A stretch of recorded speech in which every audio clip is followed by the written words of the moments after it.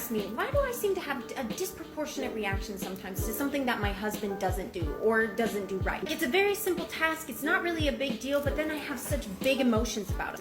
Why is that? And I said, because when you are the person who is carrying the vast majority of the mental load, and you are remembering all of these million tiny little simple tasks, and you do a million tiny little simple tasks all the time to make your life work, and they can't handle a single one, it can cause you to go a little crazy. Say what now? What now?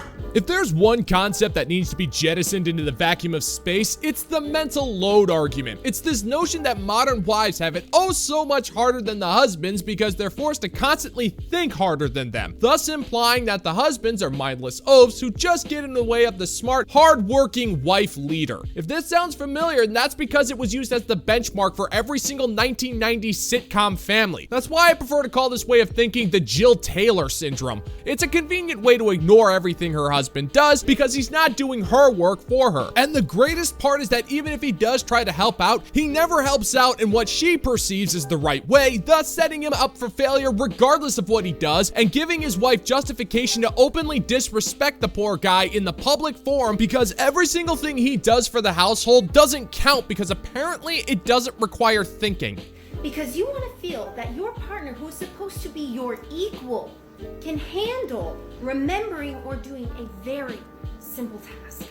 That's not an obscene expectation to have. That's what you're really mad about. It's not the forgetting to take the trash out or doing the dishes or whatever. It's the fact that you feel like you don't have an equal partner. That's why you're mad. Are you sure?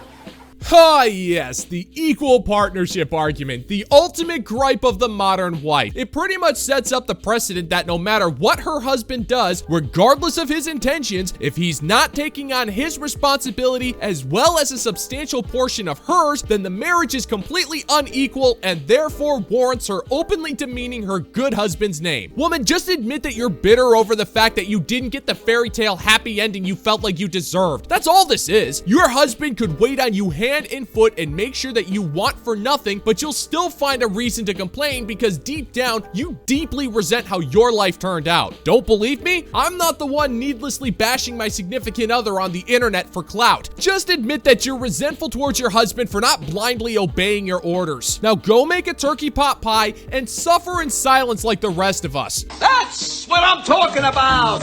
A creator recently made a video saying that their bad feminist take is that they want men to foot the bill on a date, and their stitches are off, but I can tag them below. I don't think this want is anti-feminist. Men often tell women that if they want equal rights, then they should be prepared to split the cost of a date. This is a myopic and erroneous view of what justice for women looks like, and I think it's almost always intentionally manipulative.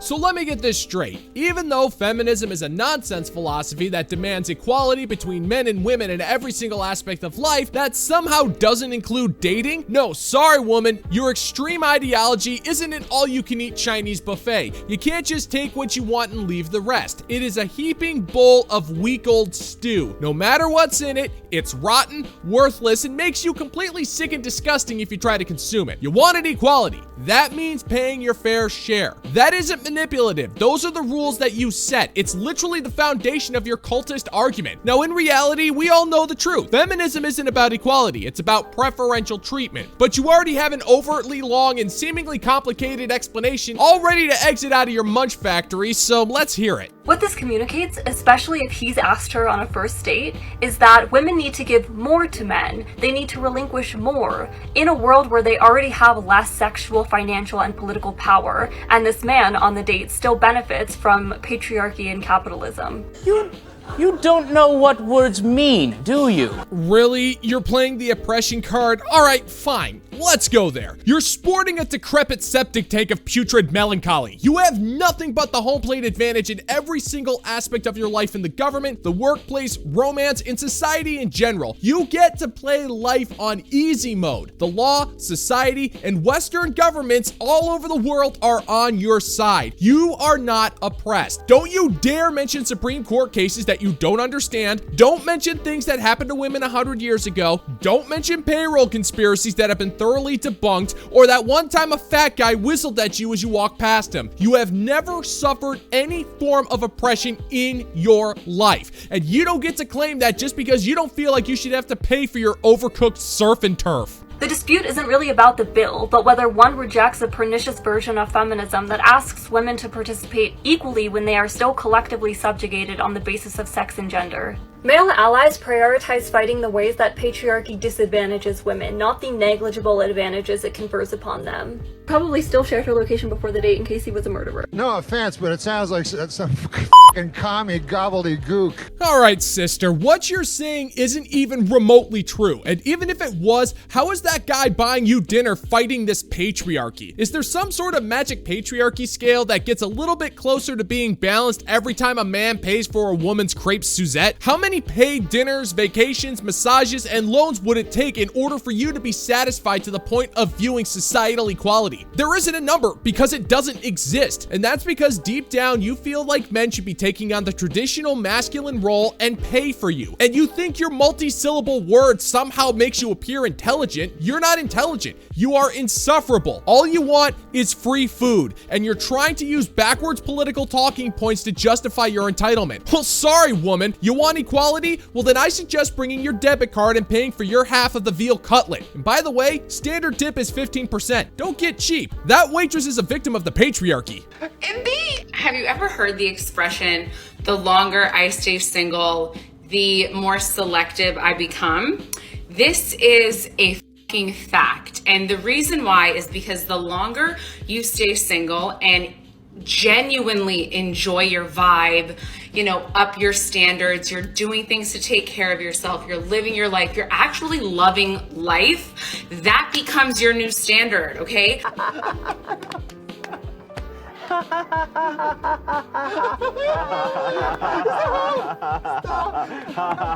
Lady, I hate to break it to you, but it's literally impossible for you to enjoy your life alone. You already got your head start by collecting bodies the same way Nicolas Cage collects souls. Once that particular well dries, in more ways than one, mind you, you'll then try to fill that void with material possessions and cats. And when that doesn't ultimately work, you're gonna desperately get back on the dating apps in an attempt to find any man that'll put up with you. But you'll then resentfully treat him like garbage because he's not the same man you were accustomed to getting when you were in your 20s. That's because the life you've chosen isn't the one you're supposed to have. You are not supposed to be alone in your late 20s to early 30s. Your brain simply isn't wired for a life of solitude, and it's just gonna drive you crazier and crazier that men want nothing to do with you. Because your rambling is 100% correct when it comes to men.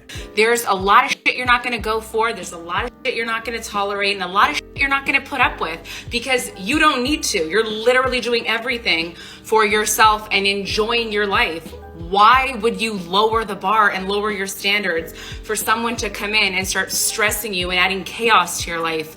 No, thank you. Your biological clock is ticking. Again, what you're saying is only accurate when it's applied to men. As men get older, they're a lot more selective about who they let into their lives, especially when it comes to former simps who have evolved into self-respecting men. That's why we want nothing to do with women over the age of 25. Our time and peace are too valuable to waste on you. Our tolerance for bull hockey is next to nothing nowadays. We don't have time for your expectations, your bare minimums, or your bedroom action that can only be described as obligatory. We can handle solitude because it's in our DNA. We're built to adapt to adversity in all forms because that's how we survive. So at the end of the day, we're totally cool with being alone, hanging out, and playing some Clay Fighter on our lonesome because our peace is more important than your loneliness. And that is just one of the many, many, many, many reasons why it's awesome to be a self-respecting man. Hell yeah! I'm not going to chase you. I'm not going to sit here and prove my worth. I'm not going to try to manipulate you to believe that I'm better than anybody else. I know that I am. I know that I'm the prize. And it's not in an egotistical way. It's just, I know what I've been through, I know what I've healed, and I know what my value is. Congratulations!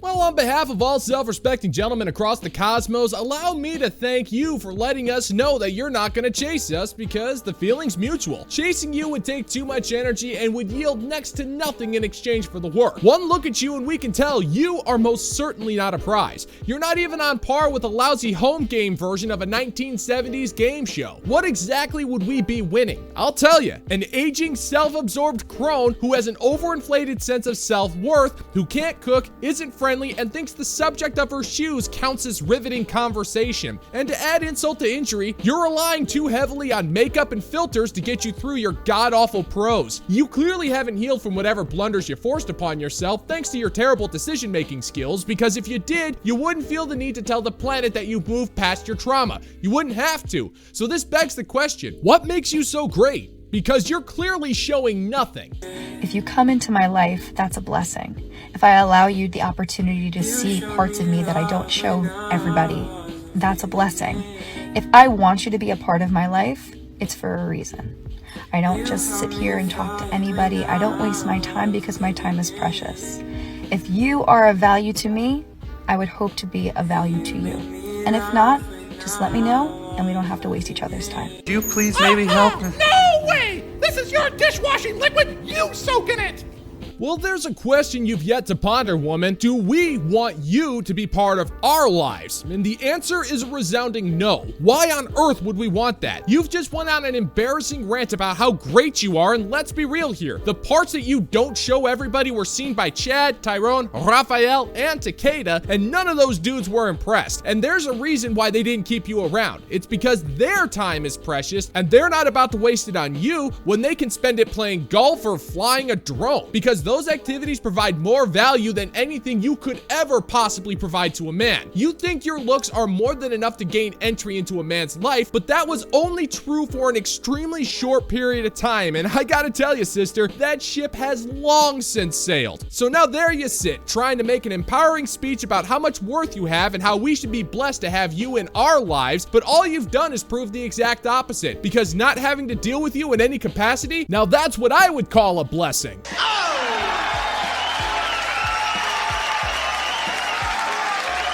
And that is going to do it for today's video, gentlemen and gents. And as always, if you find that my particular brand of comedy is bringing you to the brink of laughter, then why don't you scroll on down and click that like and subscribe button and ring the notification bell, leave a comment. Let's go ahead and give the good old-fashioned middle finger to the YouTube algorithm. Thank you once again. You guys are beautiful. And until next time, peace out, homies.